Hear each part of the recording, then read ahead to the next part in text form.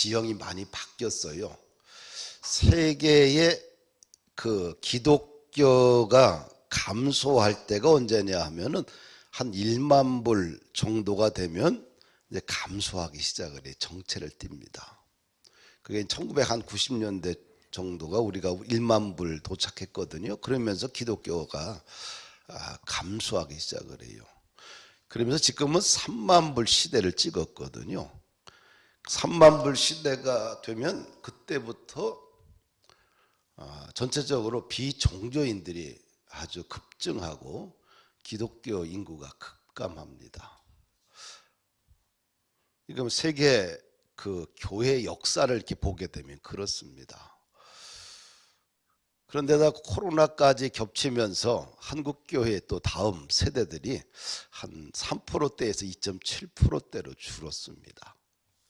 굉장히 심각한 문제지요.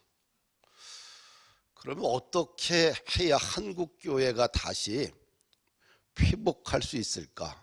지금까지 역사는 계속해서 흘러오면서 그것이 동일하게 다른 사회 속에서도 적용이 돼 왔어요. 그러면 이 한국 교회가 3만 불 시대에 또 다음 세대들이 급감하는 이 세대 속에서 교회가 정체성을 뚫고 어떻게 교회는 일어날 수 있을까? 방법이 무엇일까?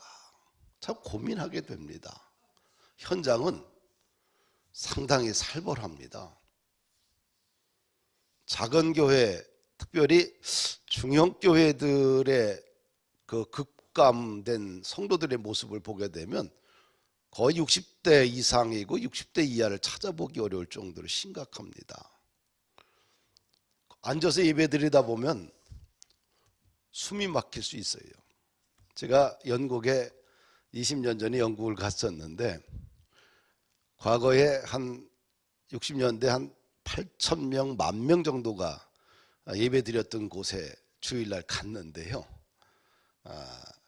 성가대석에 한 30명 파파 어르신들만이 예배를 드리고 있더라고요. 그렇게 세계적인 유명한 부흥 강사, 강의 설교학자가 거기서 목회를 했는데 뭐 지금 더 추락했겠지요. 20년 전에 그랬으니까요. 그러면 한국 교회가 추락하지 않고 오히려 이 상황을 역전시킬 수 있는 비결이 뭘까? 성령 충만해야지요. 그 다음에 또 뭐가 있어야 되느냐? 사실은 거룩해야 돼요. 교회가 세상과 다르다는 것을 보여줘야 돼요. 이 거룩은 하나님의 성품이거든요. 교회 다니는 사람이나 안 다니는 사람이나 사람의 품질이 똑같다. 품질이 똑같은 사람들의 집단에 우리가 가앉아 있어야 될 이유가 전혀 없잖아요. 그래서 이 시대는 뭔가 교회가 세상과 다르다는 어떤 품질이 좀 달라야 돼요. 그 품질을 뭐로 우리가 증명할 수 있느냐? 거룩함이라는 거지요. 이런 거룩함이라는 것은 두 기둥으로 되어 있다. 영성과 도덕성이라는 거지요. 영성은 우리의 모든 하나님을 향한 모든 예배 행위와 모든 거룩한 모든 것들을 우리 하나로 묶어서 영성이다 이렇게 얘기를 해요. 예배 드리는 것도 또 우리가 또 여러 가지 우리가 주를 위해서 하는 모든 것도 다 영성이다. 거룩성들은 우리의 삶의 모습이다.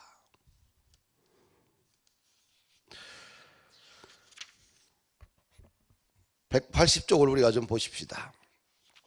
거룩하지 않고서는 교회는 앞으로 힘을 잃어갈 수밖에 없어요.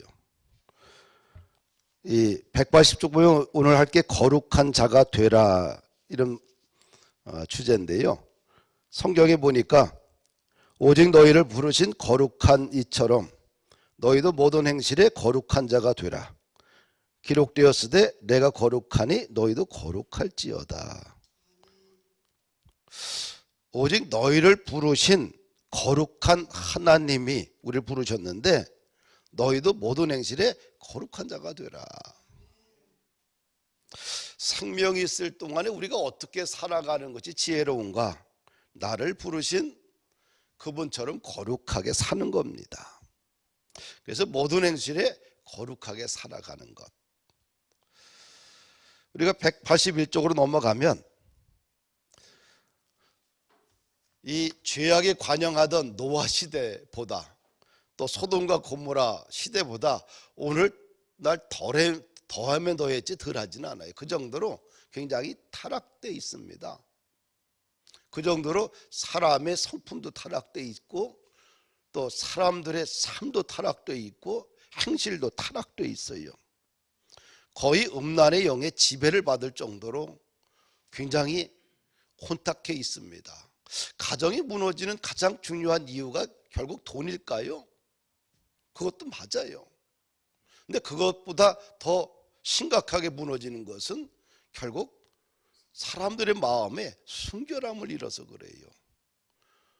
아내에 대한 순결함, 남편에 대한 순결함을 잃었기 때문에 또 이런 이 사회가 당연하게 이것이 우리 사회가 당연하게 그것을 받아들이면서 점점 가정도 힘을 잃고요. 사회도 힘을 잃고 교회도 힘을 잃고요.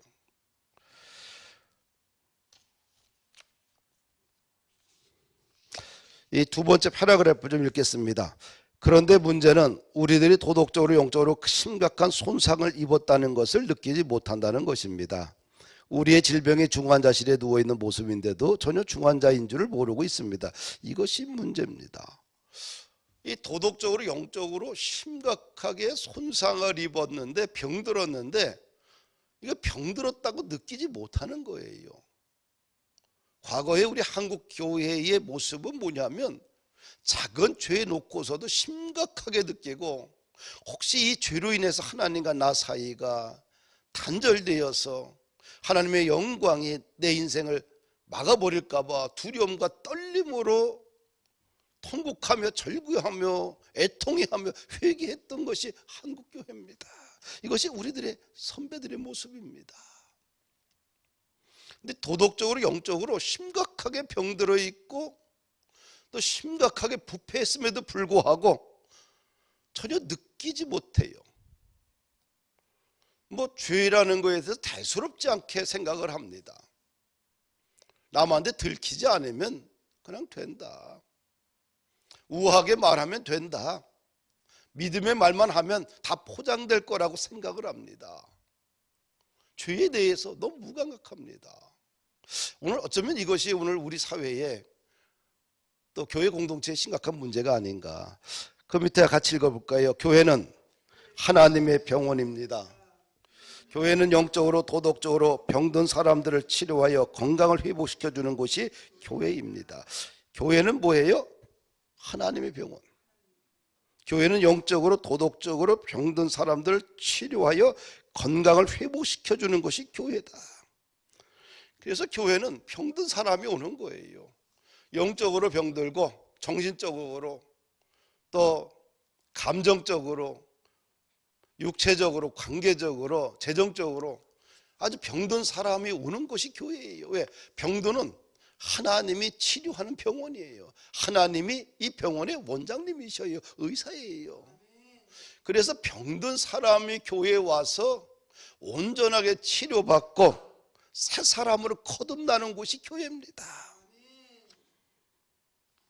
읽어볼게요. 하나님의 병원인 교회에 와서 우리들은 날마다 치료를 받아야 합니다. 왜냐하면 교회는 하나님과 예수님과 하나님과 성령님이 우리의 치료를 전담하는 영원한 치료팀입니다.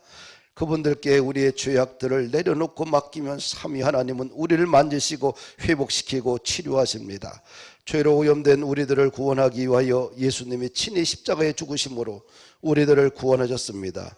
구원자이시고 치료자이시고 전능자이신 하나님이 우리를 회복시키는 곳이 교회입니다. 우리는 죄악의 오염으로부터 흠없고 점없는 완전하신 예수 그리스도의 보혈의 피로 구원받았습니다. 그래서 교회는 치료받는 것. 성삼위 하나님이 의사세요. 그분으로부터 치료받는 것. 그래서 어떤 죄일이라 할지라도 교회에 와서 치료받고 회복하여 온전한 그리스도로 다시 거듭나는 것 교회입니다. 이것이 돼야 돼요. 근데 이 오늘날 이 기능이 자꾸 무너져 가고 있어요. 교회의 목회자들과 충직자들과 교회에 오래 다닌 사람들이 점점 이 내면이 부패해져 가고 있고요. 죄에 대해서 둔감해져 가고 있어요. 그러게 되면 교회는 미래가 안 보여요. 교회에 와서 사람이 깨끗해져야 돼요. 변해야 돼요. 아, 교회 다니더니 사람이 변하더라. 사람의 품질이 달라 보이더라. 교회 나와서 예배하고 예수님 만나고 또 예배하면서 또 공부하면서 그가 신앙의 인격이 달라지고 깊이가 달라지고 그의 비전이 달라지고 그가 사회를 향한 이웃을 향한 관심의 척도가 달라지고 뭔가 달라져야 돼요. 무엇보다 사람이 깨끗해져야 돼요. 왜? 교회는 병원입니다. 치료받는 곳이에요. 애통하는 자들이 많아야 됩니다. 목사가 애통해야 되고 중직자들이 애통해야 돼요. 죄를 보고 애통해야 됩니다. 그 애통한 마음을 가지고 눈물로 하나님 앞에 기도하면서 주여 저 영혼을 치료해 주시옵소서. 저 우리 하나님 우리 교회를 치료하여 주옵소서. 우리의 일터를 새롭게 해 주시옵소서. 그런 애통한 마음으로 십자가의 보혈을 붙들고서 기도할 때에 그런 분들이 많을 때에 그 공동체가 순결해지고 거룩해지고 그 교회에 하나님의 역사가 임하는 줄 믿습니다. 베드로전서 같이 읽어보십시다. 1장 18절 너희가 알거니와 너희 조상이 물려준 헛된 행실에서 대속함을 받은 것은 은이나 금같이 없어질 것으로 된 것이 아니요 오직 흠없고 점없는 어린 양의 같은 그리스도의 보배로운 피로 된 것이라. 우리가 우리의 모든 죄를 속죄함을 깨끗하게 속죄함을 받은 것은 은이나 금같이 없어질 것으로 된 것이 아니라 오직 흠없고 점없는 어린 양 같은 그리스도의 보혈의 피로 우리가 깨끗이 씻김 받았다는 거예요. 할렐루야. 그러면 거룩한 피로 보혈의 피로 씻김 받은 우리는 어떻게 살아야 되느냐? 한 장 넘기면 183쪽 읽어보십시다. 거룩하게 살라는 것입니다. 깨끗하게 살라는 것입니다. 정직하게 살라는 것입니다. 책임과 의무를 다하라는 것입니다. 거룩은 그리스도인들이라면 누구나 따라야 할 삶의 규범입니다. 이것은 선택사항이 아닙니다. 거룩한 삶은 필수사항입니다. 하나님은 자신의 자녀들이 하나님의 정한 기준에 맞게 살아 이 땅에서 칭찬받고 그 결과 하나님의 영광 받으시기를 원하십니다. 거룩은 선택이 아니라 필수다. 우리 기독교인들이 목표를 두고 걸어가야 될 것이 뭐예요? 거룩이에요.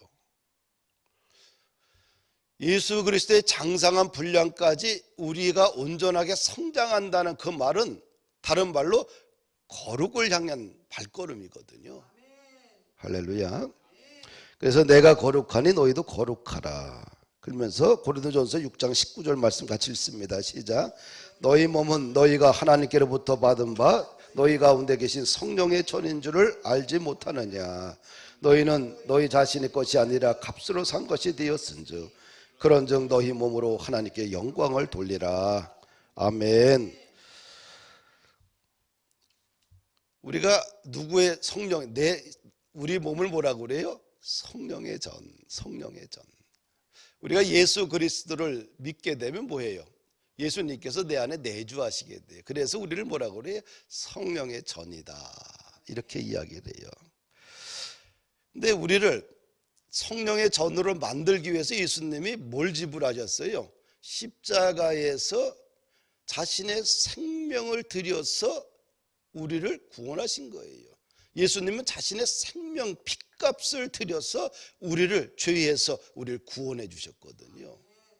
그래서 우리는 값싼 은혜로 구원받은 것이 아니라 예수 그리스도가 생명을 바쳐서 자신의 생명을 들여서 우리를 생명의 핏값으로 구원해 주신 거예요. 그래서 값싼 은혜가 아니라 값비싼 은혜로 우리를 구원해 주신 거거든요. 그래서 우리는 어떻게 살아야 되느냐? 너희 몸을 하나님께 영광 돌려야 돼요. 성령의 전인 너희 몸을 하나님께 영광을 돌려라. 그래서 우리가 행실이 뭐예요? 거룩해야 돼요.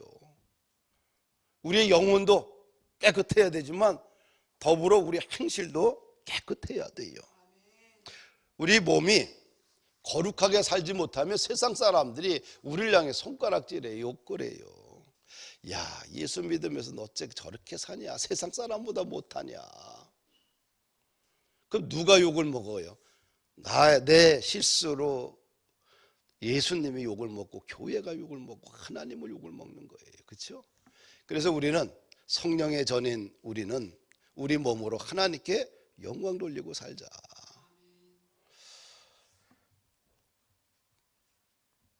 어떻게 살아야 되느냐, 하나님께 어떻게 영광 돌려야 되느냐, 이 밑에를 같이 우리가 좀 살펴봅시다. 첫째는 뭐예요? 거룩함은 욕망의 방향을 바로잡는 것이다. 어떻게 살아야 하나님께 영광이 되느냐?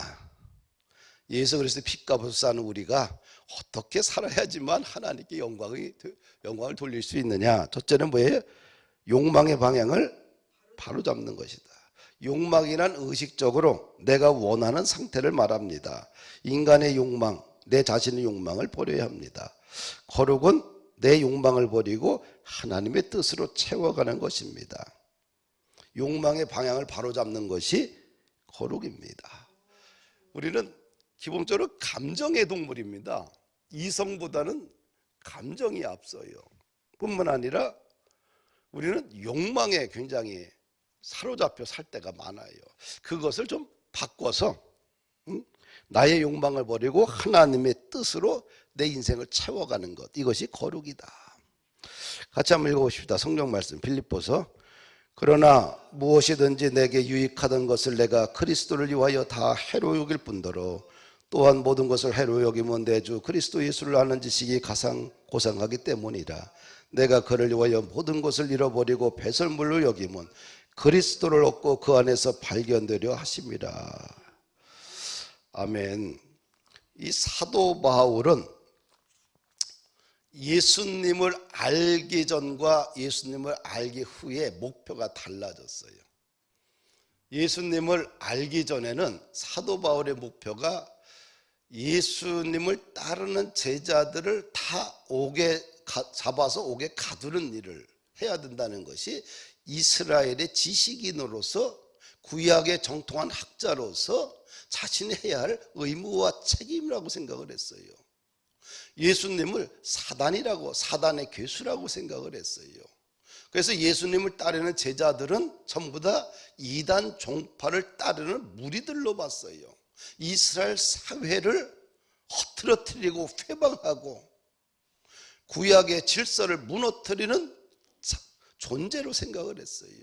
그래서 사도 바울은 당시에 유대의 정통 신학자로서 자신이 해야 될 사명은 예수님을 따르는 잔당들을 다 잡아서 옥에 가두는 것. 그래서 예수님을 따르는 모든 무리들을 싹쓸 다 뿌리 뽑는 것이 자신의 신학적 의무요, 자신의 해야 될 임무라고 생각을 했는데, 이 담메색 도상에서 그가 예수님을 만나요. 그리고 나서 삶의 가치관이 완전히 바뀝니다. 과거에는 자신이 가졌던 이 학문적인 그 깊이, 또 유대 종교, 이 구약의 유대 종교로서 그 가졌던 그 신학적인 깊이, 또 자신이 가졌던 누렸던 모든 것들을 굉장히 중요하게 생각했는데, 예수님 만나고 나서 자신에게 유익했던 것을 다 배설물로 버려버려요. 자신에게 유익했던 것을, 자신에게 꼭 필요했던 것들, 자신의 성공에 꼭 필요했던 걸 다 버립니다. 그리고 예수님을 아는 지식을 가장 고상한 지식으로 그가 받아들여요. 모든 것을 다, 세상의 모든 것을 다 잃어버려도 명예도 잃어버리고 학자적인 권위로 다 잊어버리고 세상에서 차지할 모든 자기의 미래 이유익에 대해 다 잃어버려도 예수님 한 분을 아는 것을 가장 큰 자기 인생에 중요한 것으로 그가 받아들이게 됩니다. 이 거룩함이라는 것은 자신의 욕망을 버리고 하나님의 뜻을 따라가는 거예요. 하나님으로 내 자신을 채워가는 것, 욕망의 방향을 바꾸는 것. 이 중간에 보면은 같이 한번 읽어봅시다. 성경 구절 밑에 둘, 넷 밑에요. 예수님을 아는 지식을 최고의 지식으로 여겼고 다른 모든 지식들은 배설물로 여겼습니다. 거룩하게 살기 위해서는 욕망의 방향이 주님께로 바뀌어야 합니다. 우리들은 신분이 바뀌었습니다. 과거에는 마귀의 자녀요 세상의 자녀여서 세상적인 것을 가지고 자랑하며 살았는데 이제는 하나님의 자녀로서 그리스도를 자랑해야 합니다. 자랑의 방향이 예수 중심이어야 합니다. 무엇을 먹을까, 무엇을 마실까, 무엇을 입을까라는 세상적인 주체들로부터 하나님의 나라와 의를 위해 살아가는 삶으로 생각하고 가치관들이 바뀌어야 합니다. 거룩한 삶을 원한다면 하나님과 함께 교제하는 데 초점을 맞춰야 합니다. 거룩함이란 하나님과 교제하며 하나님을 열망하는 것입니다. 하나님에 대해서 열망을 품는 자만이 진정으로 거룩한 사람입니다. 오늘 이 시대를 살아가는 성도들이 여기서 시작해야 됩니다. 욕망의 방향을 좀 바꾸자, 주님께로. 할렐루야. 이래서 하나님의 자녀로서 이제는 그리스도를 자랑하고 살자. 우리가 비즈니스를 하거나 인생을 살다 보면 굉장히 자랑거리가 자기가 가지고 있는 걸 자랑하고 싶잖아요. 또 가지고 있는 게 별거 없어도 뻥튀기해서 더 자신을 돋보이게 하려고 합니다. 뭐 그렇지 않겠어요? 그런데 예수 믿고 나서는 우리가 거룩한 주의 자녀로 살기 위해서는 욕망의 방향을 세상에서 나 중심에서 예수 그리스도 중심으로 바꿔야 돼요. 하나님이 나에게 주신 일터, 이 사업장, 주어가 내가 아니라 누구예요? 예수님이 돼야 돼요. 하나님이 돼야 돼요. 하나님이 나에게 이런 은혜를 주셨습니다. 하나님이 나에게 주신 일터가 통해서 내가 이런 복을 받고 있습니다. 하나님이 나에게 주신 이 작은 인생의 성공을 통하여서 하나님의 나라가 세워지기를 원합니다. 항상 삶의 주어가 내가 아니라 주어가 되어야 돼요. 그래서 주어를 바꾸는 것. 이 욕망을 바꾼다는 것은 삶의 주어를 바꾼다는 거거든요. 그래서 나 중심의 주어에서 하나님 중심의 주어로 좀 바꿀 때 욕망의 쇠사슬에서 벗어날 수 있지 않겠는가. 할렐루야. 그런 우리의 모습이 성공했는데 내가 잘나서 성공했다. 맞겠죠. 자기가 얼마나 고생하고 힘들었겠어요. 성공하기 쉽지 않습니다. 그리고 성공하고 나서 정상을 찍고 나서 내가 이런 고생을 하고 이런 고난을 겪어내고 이런 삶을 견뎌내면서 오늘 이렇게 성공을 했습니다. 근데 자기가 열심히 해서 성공했지요. 그러나 그 관점을 우리가 어떻게 바꿔야 되느냐.